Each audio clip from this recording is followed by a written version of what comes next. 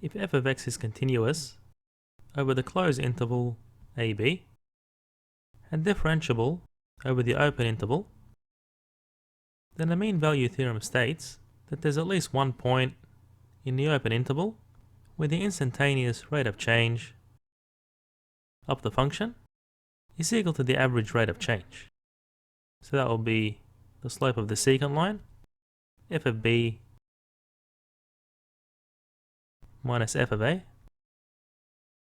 over b minus a.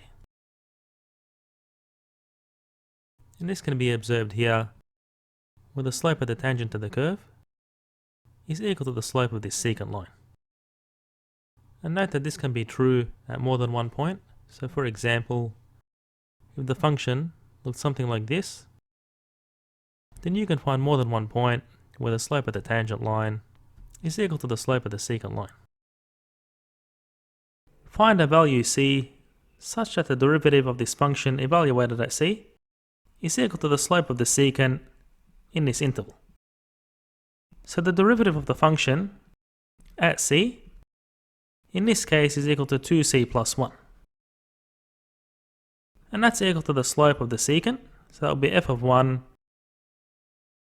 minus f of minus 2 over 1 minus negative 2 by the mean value theorem. And therefore we get 2c plus 1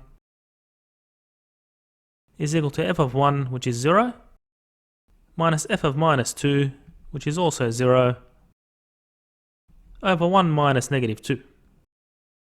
And therefore, c is equal to minus a half.